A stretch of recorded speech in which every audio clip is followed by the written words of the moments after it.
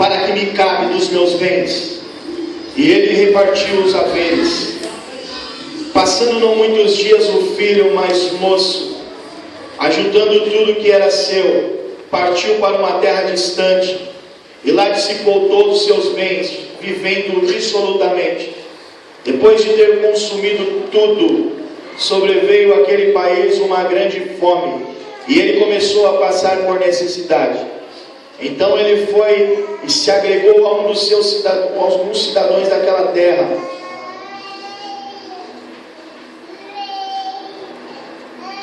E este o mandou para os seus campos a guardar porcos. Ali desejava ele fartar-se das alforras que os porcos comiam, mas ninguém lhe dava nada. Então, caindo em si, disse: quantos trabalhadores de meu pai têm pão com fartura, e eu aqui morrendo de fome? Levantar-me-ei e irei ter com meu pai, e lhe direi: pai, pequei contra o céu diante de ti, já não sou digno de ser chamado teu filho. Trata-me como um dos teus trabalhadores. E levantando-se foi para o seu pai. Vinha ele ainda de longe, quando seu pai avistou, e compadecido dele, carregando, o abraçou e beijou. E o filho lhe disse: pai, pequei contra o céu e diante de ti, não sou digno de ser chamado teu filho. O pai, porém, disse aos seus servos: trazei depressa a melhor roupa, vestir, ponde-lhe um anel no dedo e sandália nos pés. Trazei também e matai o novilho cevado. Comamos, regozijamos-nos, porque este filho estava morto e reviveu, estava perdido e foi achado. E começaram a regozijar-se. Ora, o filho mais velho estivera no campo, e quando voltava, ao aproximar-se da casa, ouviu a música e as danças. Chamou um dos criados e perguntou o que era aquilo. E ele lhe informou: veio ter o irmão, e teu pai mandou matar o novilho cevado, porque recuperou com saúde. Ele se indignou e não queria entrar. Saindo, porém, o pai procurava conciliá-lo, mas ele respondeu ao pai: há tantos anos te sirvo, sem jamais transgredir uma ordem tua, e tu nunca me deste um cabrito sequer para agregar com os meus amigos. Vindo, porém, este teu filho, que desperdiçou os teus bens com meretrizes, tu mandaste matar para ele o novilho cevado. Então lhe respondeu o pai: meu filho, tu sempre estás comigo, tudo que é meu é teu. Entretanto, era preciso que nos regozijemos e nos alegremos, porque esse teu irmão estava morto e reviveu, estava perdido e foi achado. Deus, essa é a tua palavra. Está aqui a minha vida. Me ajuda como pastor a trazer a mensagem, Pai, nessa manhã, daquilo que a igreja precisa ouvir. Em nome de Jesus. Amém. Se assente. Eu quero compartilhar essa palavra com você, não trazendo uma grande revelação com termos teológicos, mas uma palavra simples, que vem perseguindo a minha mente durante esse final de semana. Perseguiu a minha mente sexta, sábado e hoje pela manhã. E é esse texto de Lucas 15. Esse texto me perseguiu para eu ter uma postura de como criar Emanuele.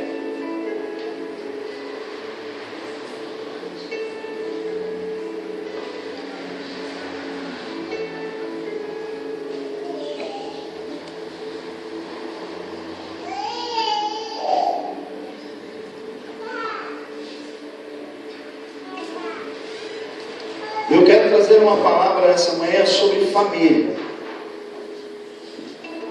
Hoje é dia dos pais. O personagem principal de Lucas 15 não é o filho pródigo. Não é o filho pródigo. O personagem principal nesse texto é o pai. Não é o filho. Todos nós nos identificamos com o filho, mas o personagem principal é o pai. Eu gostaria de falar essa manhã sobre família. Porque família, ela dá rumo à igreja e a uma nação.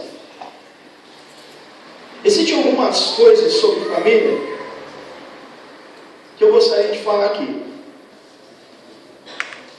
A família é o ponto de partida de todos os relacionamentos. Tudo começa através da família. A família é a oficina modeladora da nossa mente. Tudo que aprendemos dentro da família, bom ou ruim, vai mudar nosso caráter.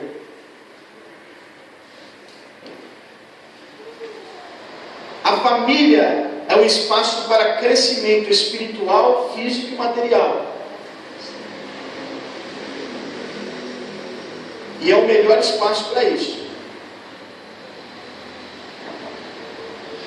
Na família está a força e o potencial de uma igreja. Se uma família vai bem, a igreja vai bem. Se a família vai mal, a igreja vai mal. A igreja, ela vai muito bem se as famílias vão bem. A pedra angular de uma sociedade, de uma civilização, é feita pela família.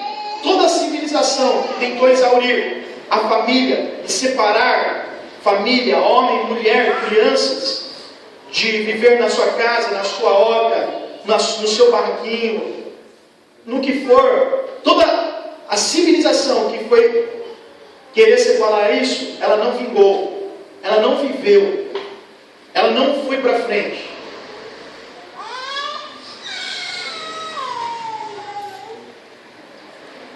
Nenhuma outra instituição faz tanto impacto em uma sociedade, para bem ou para mal, quanto a família. Nenhum. Queridos, esse texto que eu quero falar nessa manhã, sobre família nele, não é uma família 100% que tudo dá certo. Eu quero falar nesse texto do Lucas 15, do filho pródigo, do pai, do irmão, de uma família que vive uma grande crise. Por quê? Porque o filho dessa família diz: olha, eu quero que é meu, eu quero ir embora. Então eu quero falar sobre a família ideal no meio de uma grande crise que está proposto o texto aqui. Existe dois momentos muito perigosos na vida do ser humano. O primeiro momento é o momento de sucesso, o qual viveu José. Que tudo que José toca dá certo. Que tudo que José toca prospera. Que tudo que José toca, ele faz bem e começa a se elevar. Existem dois momentos muito perigosos na vida do ser humano. Por quê? Primeiro, sucesso. Porque no sucesso, quando estamos no começo, estamos na parte de baixo de uma pirâmide. E somos mais um dentre muitas outras pessoas. Mas essa pirâmide que é o sucesso, nós subindo nela, começamos a estar em lugares de destaque. E não ser mais um em meio montes. Porque começamos a ser observados pelas pessoas do nosso lado. Então a mobilidade, ela começa a ser engessada em nós.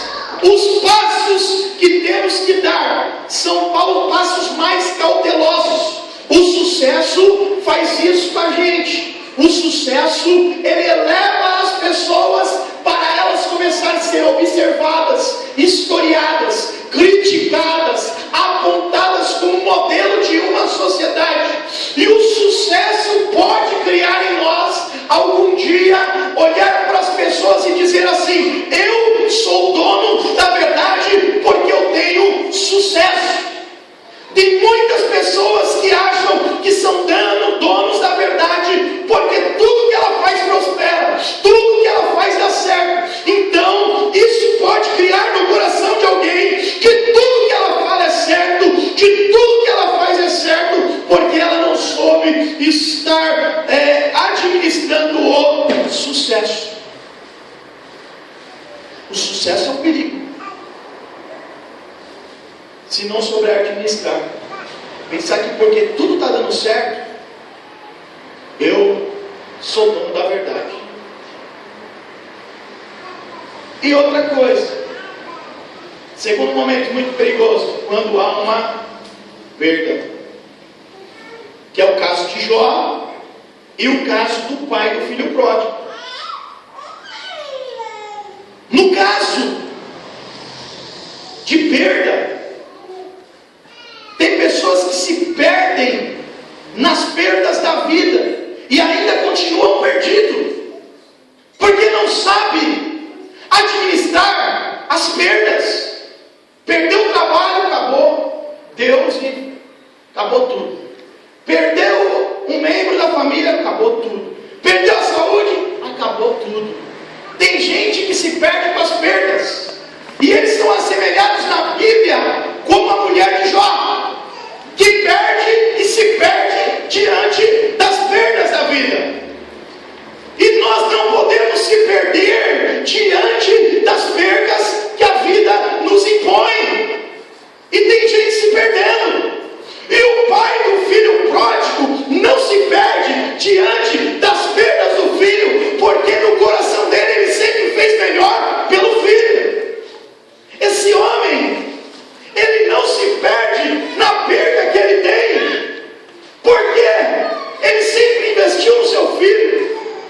Quando o seu filho sai, ele não fala assim: ah, eu não gosto disso, para que eu criei esse moleque? Para que eu dei o dia de comida? Para que eu dei instrução? Não, ele deixa o filho ir. Ele não se perde com as perdas, ele não vai ter remorso diante daquilo que ele perdeu. Então nessa manhã eu gostaria de falar sobre isso, querido.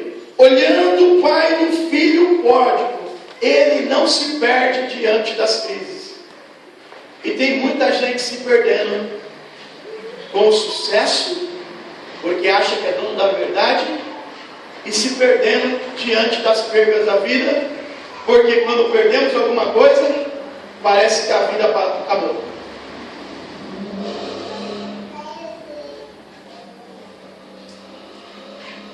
Olhe para o irmão ao seu lado, dá uma risada para ele, dá uma risada. Diga para ele assim: o que podemos aprender com o pai do filho pródigo? Olhe para cá. Nem tudo na família sai como planejamos. Nem tudo, primeira coisa, na família sai como eu planejo.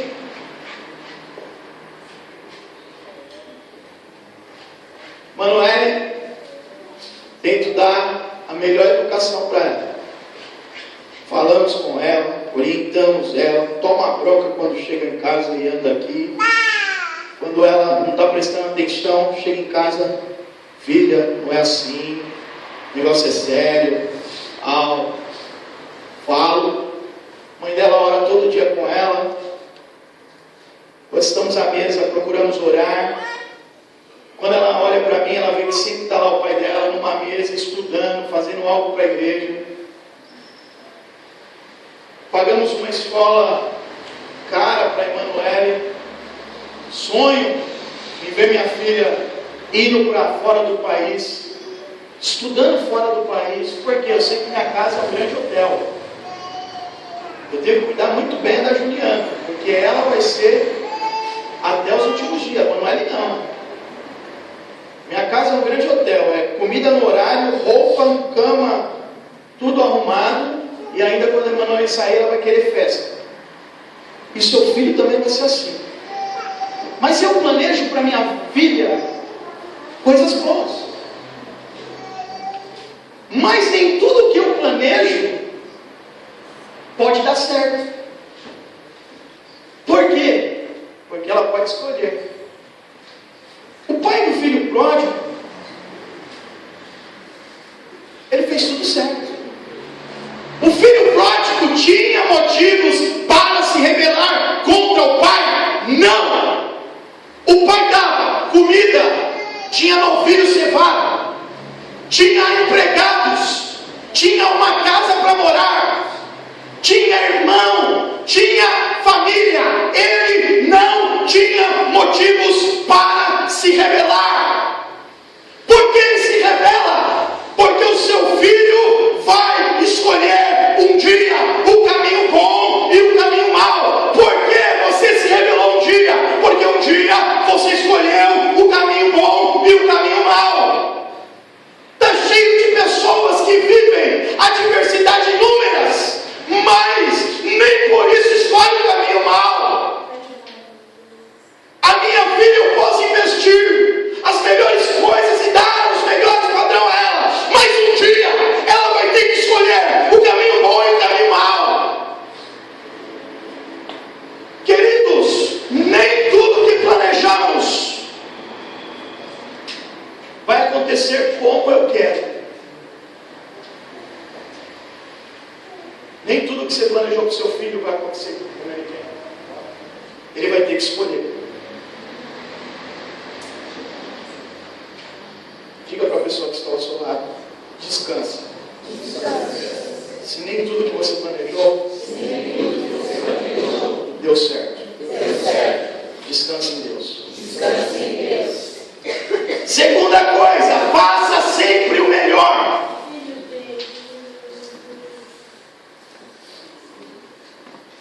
Faça sempre o melhor, para que amanhã você não tenha que sofrer de culpa, de remorso ou de arrependimento.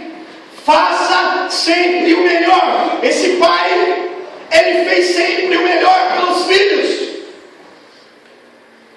e ele não tem culpa.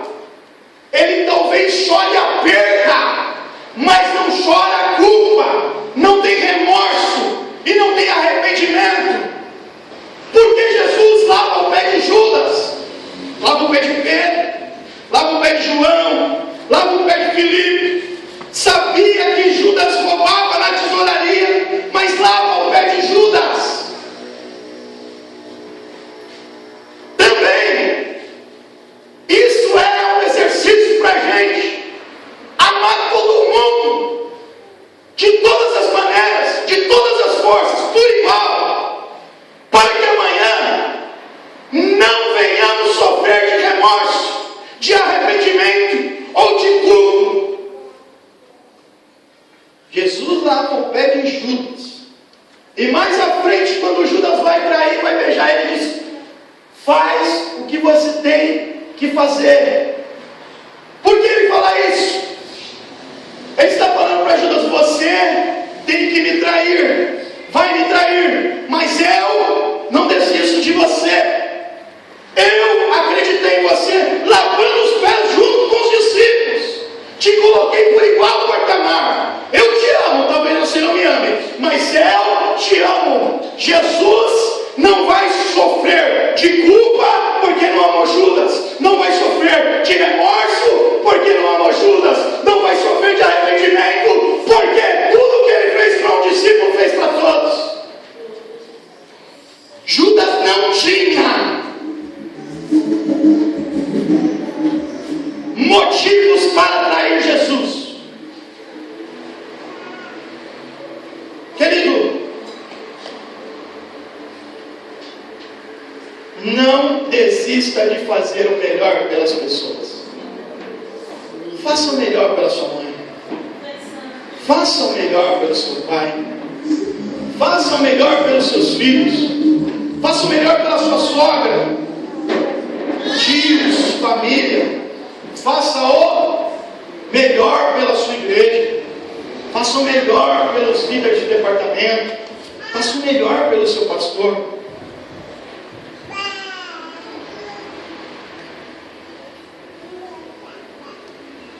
Às vezes eu vou lá na Vila Jussara e eu fico olhando a Jubrac, que eu fui líder. eu tenho remorso, porque um dia a nossa Jubrac tem 50 e hoje tem 20. Eu não tenho arrependimento que um dia eu deixei uma Jubrac grande e hoje tem uma pequena. Não há culpa em mim. Sabe por quê? Porque quando eu fazia o trabalho lá, eu fazia o melhor. O melhor. Por algumas pessoas, saem da igreja, não dão satisfação. Meu irmão, não há culpa em mim. Não há arrependimento nem remorso. Porque quando esteve aqui, sempre eu fiz o melhor.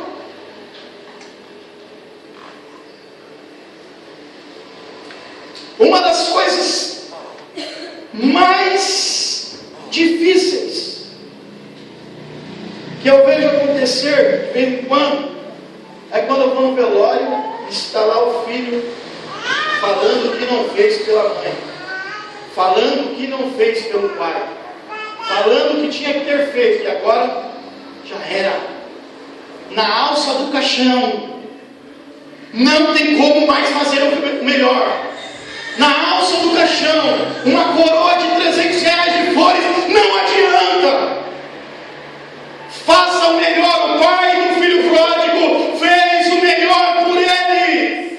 Ele batia no peito e falava: eu fiz o melhor pelo meu filho. Cuidei, dei de comer, orientei, falei, tentei vir à igreja com ele. Eu fiz o melhor. Chegou aos meus ouvidos uma história verídica do Júlio e do Ricardo, do Jacó e da Joana. O Júlio, o menor da casa, que era um dos dois filhos, está jogando bolinha com o seu irmão de gude, e o seu irmão jogando bolinha com ele. Ele para, olha para o irmão e diz: Ricardo, eu gostaria que você soubesse que eu te amo, Ricardo. E eu te amo muito, Ricardo. E o irmão olha para ele assim: rapaz, Júlio, joga logo, para com essa frescura de amor. E ele baixa a cabeça e continua jogando sua bolinha. Chega à tarde, seu pai chega do serviço, rápido, preocupado. E aí o Júlio vai direto para o pai, abre os braços do papai e abraça as pernas do papai. Papai, eu gostaria de falar que te amo muito. E o pai, ocupado por causa do serviço e por causa dos afazeres, diz assim: rapaz, vai brincar, deixa de me importunar, vai brincar, moleque. E o Júlio vai brincar. O Júlio brincando, ele começa a ver aquela atitude do pai e fica triste. Vai para o canto do seu quarto e fica lá chorando. A sua mãe vai ver onde está Júlio, procura, não acha, vai até o quarto. Júlio está lá no canto do quarto chorando. Mamãe chega e diz: o que foi, Júlio? E o Júlio fala: mamãe, eu gostaria de falar que eu te amo. E o Júlio abraça a mamãe, e a mamãe abraça o Júlio. E à noite a Joana vai dormir com o Jacó e diz assim para Jacó: Jacó, nosso filho Júlio está com algum problema. Jacó olha bravo para a mulher e diz: mulher, esse moleque quer desaparecer. Ele quer se aparecer. Deita e dorme. E ele dorme. Os dois dormem. Quando é 2h da manhã, o Júlio liga a luz do quarto do seu irmão Ricardo e começa a olhar para o Ricardo. Olhando o Ricardo na cama dormindo. E Ricardo na cama dormindo, o Júlio começa a olhar. Ricardo acorda e diz assim: o que você está fazendo aqui, moleque, com essa luz ligada esse horário? Eu quero dormir. Põe um cobertor em cima da cara, do rosto. O Júlio desliga a luz triste, vai até o quarto de papai e mamãe, liga a luz e fica olhando para o pai e para a mamãe. Jacó acorda e diz: moleque, você está doente? Ele diz: não, papai. Então vai dormir, moleque, você quer apanhar para dormir? E o Jacó manda o filho ir dormir, o filho vai dormir. E na manhã do outro dia, o Ricardo acorda, a Joana acorda, todo mundo acorda. Só que o Júlio não acorda. E aí o pai grita: moleque, vai se atrasar para a escola, vamos logo, você está dando uma de vagabundo. E ele vai até o quarto bravo, puxa a coberta e quando olha, não vê o seu filho se mexer, vê o seu filho pálido. Toca no seu filho está gelado, seu filho estava morto, morreu.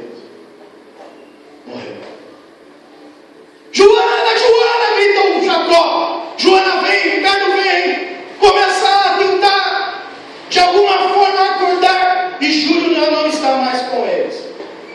O Ricardo, seu irmão, olha na mão de Júlio um bilhete como esse. E eu trouxe o bilhete que o Júlio estava na mão.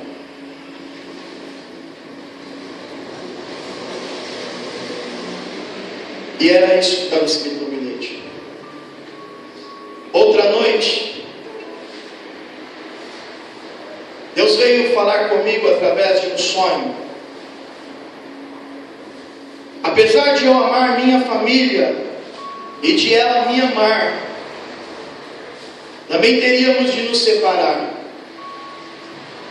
Eu não queria isso, mas Deus me explicou que seria necessário. Não sei o que vai acontecer, mas estou com muito medo e gostaria que ficasse claro apenas uma coisa: Ricardo, não se envergonhe de amar seu irmão. Mamãe, a senhora é a melhor mãe do mundo. Papai, o Senhor de tanto trabalhar esqueceu de viver. Eu amo vocês. Faça o melhor pela sua família hoje, para que amanhã você não tenha remorso, culpa e arrependimento. Faça o melhor para a sua família hoje. Terceira coisa: em tempo de crise, não deixe Satanás fechar a porta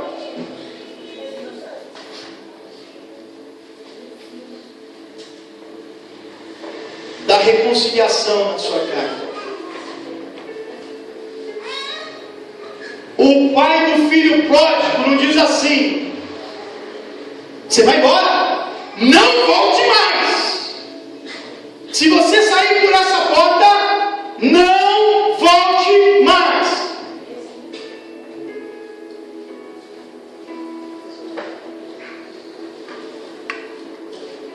Bom, estou meio complicado. Mês de gripe, né?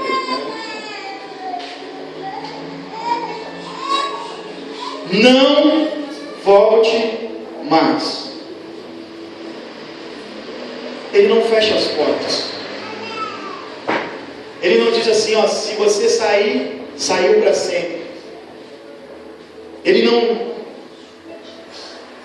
não diz assim, se você voltar, você vai ver. Você vai ver se você voltar, como vai ser. O pai do filho pródigo não diz isso. Ele deixa a porta da reconciliação aberta.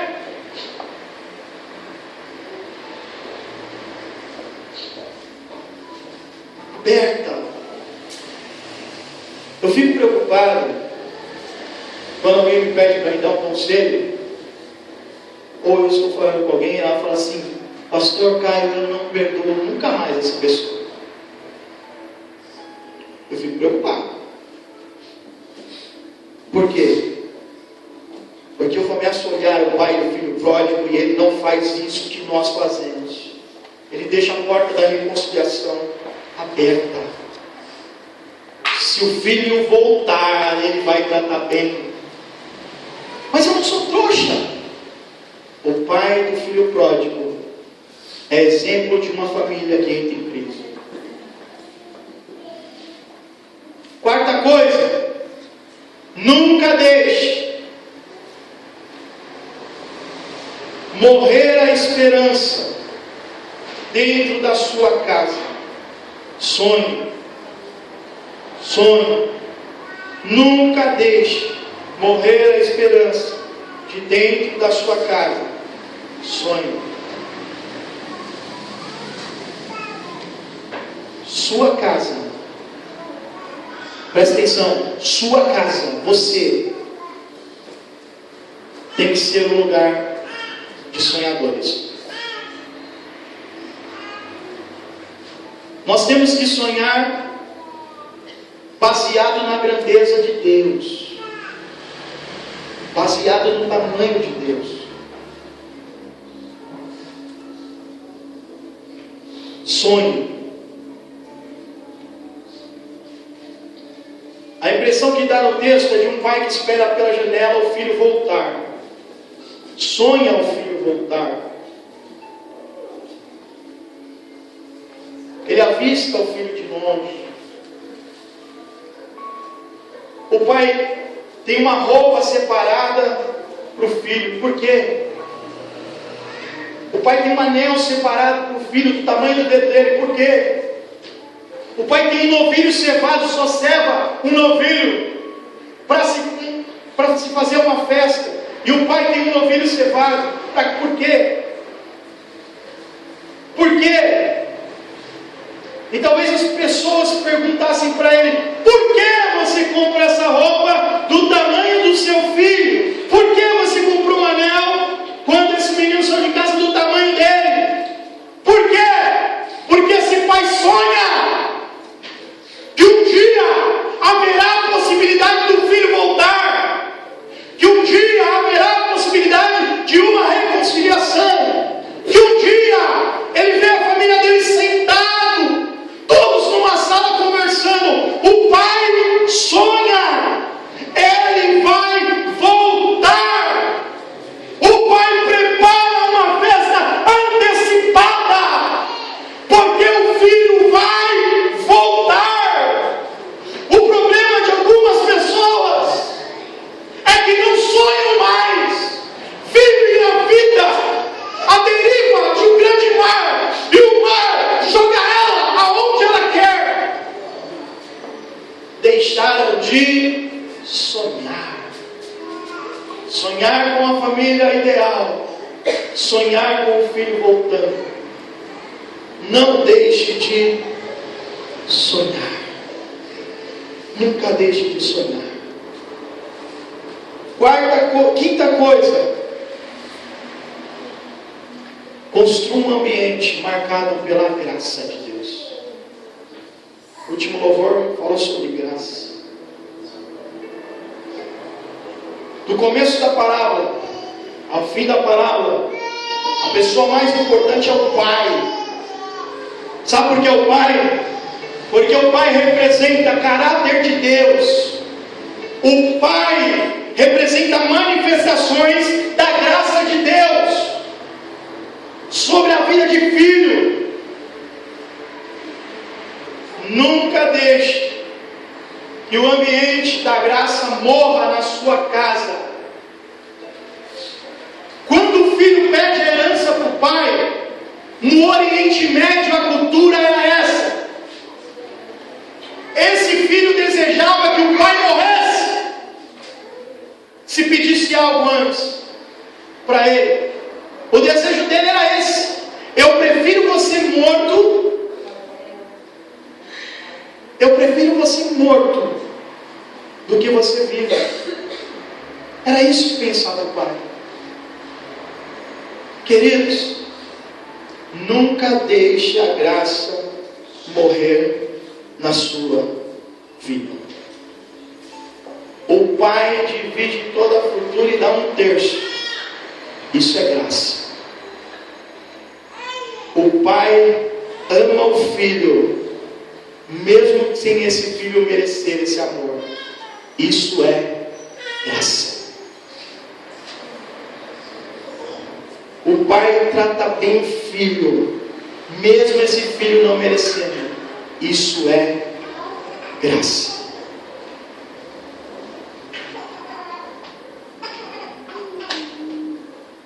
O filho chega barbudo, sujo, sem dinheiro, e o pai não vira para ele: cadê o dinheiro? Não te disse que você ia dar cara, quebrar a cara? O pai não diz isso para ele. O pai abraça o seu pescoço, sai correndo para cima do filho. Isso é graça. Graça. Graça. Graça. O pai não diz: vai morar nas portas ou na casa do fundo, vai morar na casa do cachorro, vai ser empregado. Isso é graça. O pai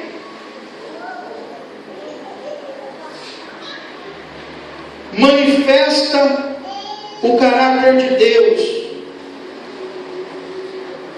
Ele não aponta o dedo na cara. Isso é graça.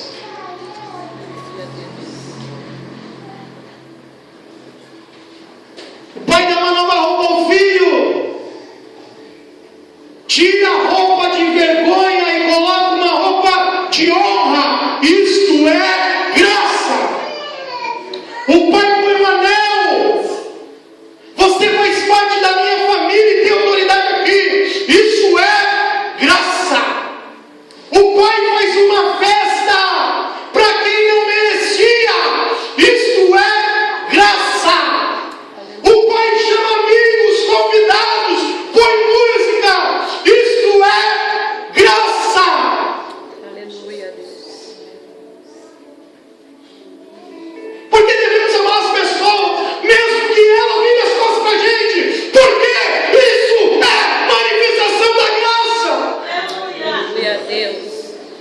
Não fez nada do que eu falei, mas continua amando, porque isso é graça. Você não faz nada do que Deus quer, mas Ele ainda te ama, porque isso é graça. Aleluia. Isso é graça. Aleluia. Favor merecido de Deus, graça. Diante de Deus, todos aqui estavam destituídos por melhor que acham que fazem o seu trabalho, dizimam ou fazem alguma coisa para Deus. Estávamos condenados para o inferno, mas por causa da graça. Aleluia, Deus. Graça.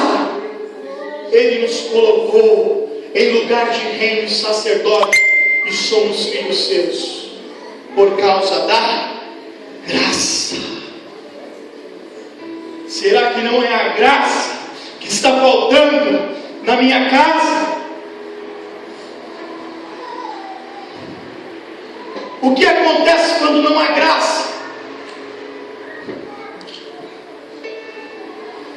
Antes do filho perder a herança, se não houvesse graça, o pai mandava ele embora. Vai embora! O que acontece quando há falta de graça? As regras são mais importantes que os relacionamentos. Emanuele, não abra a geladeira e tome água gelada. Abriu a geladeira e tomou água gelada. Dá um cacete tão grande que quando ela olhar para a geladeira, ela tem até um tique. Se não houver graça, irmão, se não houvesse graça no pai do filho pródigo, quando ele voltasse, ele ia apanhar de pedaço de pau. Mas havia graça. Aleluia, Deus. Quando não há graça, eu só penso em mim. Pastor, por que você ajuda tanto algumas pessoas e as pessoas viram a cara para você e não está nem aí ligando pelo aquilo que você faz? Isso é graça. Graça. Graça. Quem só pensa em si, a falta de graça na sua vida.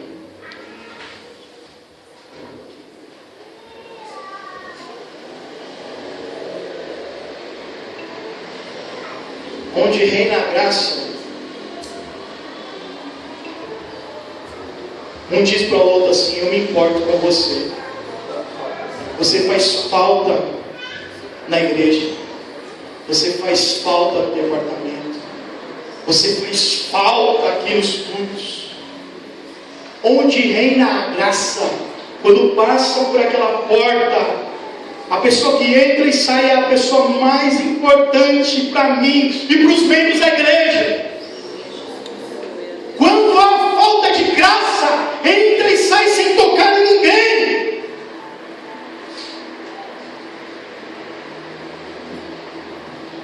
O que acontece quando falta graça? As pessoas constroem paredes ao invés de pontes.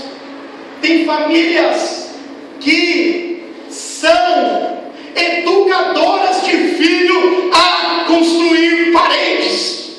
Não brinca com esse, não brinca com aquele, não chega perto desse, não chega perto daquele, não convide na minha casa, não vá à casa dele, não tenha relacionamento. Há famílias que constituem seus filhos criando paredes.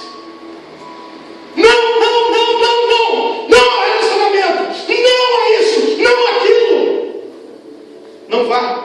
Não faça, não crie relacionamentos, não tenha amigos. Há famílias que primam isso,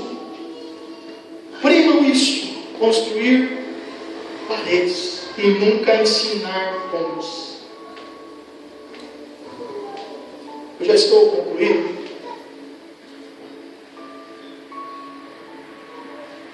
Mas tem família que o cachorro, o gato é mais importante do que qualquer outro meio. O jogo de futebol, os amigos, o trabalho é mais importante do que a própria família. O camarada sai com os amigos, sai sozinho, sai com todo mundo, sai com o cachorro, sai com o gato, mas não sai com a família. Faz coisa para todo mundo, mas não faz coisa para a família. Isso é falta de graça. Tem gente pregando que o pai não pode ir atrás do filho e dizer que ama ele. Quem tem que dizer isso é o filho. Tem que aprender com o pai do filho pródigo, que avista o filho da janela e sai correndo para cima do filho, abraçado.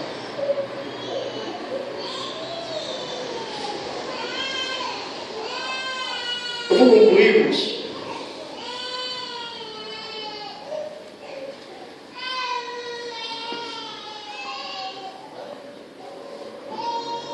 O que acontece quando há falta de graça? Por que Jesus veio cheio de verdade e graça? Porque se ele só viesse com a verdade, ia quebrar a gente. Mas ele veio cheio de verdade e graça. Sabe por quê?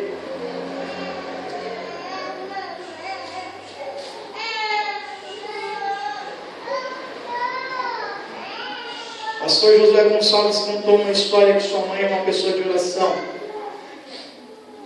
E para sua mãe foi dado um caso para orar.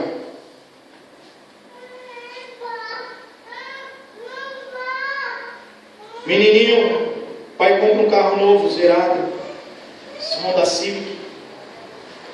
E o menininho olha o carro e vê uma louça. O carro. Ele pega a pedra e começa a fazer o seu desenho no carro. Casinha, papai, mamãe, o sol, com a pedra, carro zero. O pai, quando chega em casa, olha aquilo e fica louco. A mãe olha aquilo e fica louca. O pai pai materialista pega a mão do filho e começa a bater. E a mãe um segura, ajuda a mãe, um segura e outro bate. E aí quando cansa o outro arrebenta. A mão do filho começa a inchar. Levam ao hospital à noite. A única coisa de se fazer naquela noite por aquela criança é amputar as duas mãos. Hemorragia interna generalizada. E vai. A única coisa que tem a fazer é amputar as duas mãos. Papai e mamãe, quando chega de manhã no hospital, está lá o menino na cama acordado. Olha para o pai e para a mãe, apresenta os dois toquinhos e fala assim: papai e mamãe, nunca mais eu risco o seu carro. O pai sai louco dali, pega um revólver 38, aponta na sua cabeça e dá um tiro. Pá! A mãe é internada em um lugar de louco, porque faltou graça. O pai do filho pródigo não matou ele, porque tinha graça, graça, graça.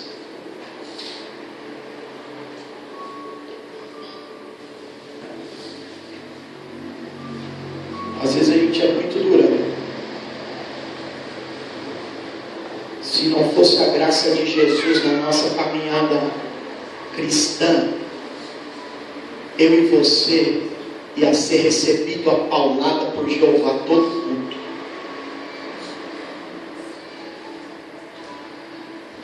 Mas porque há graça.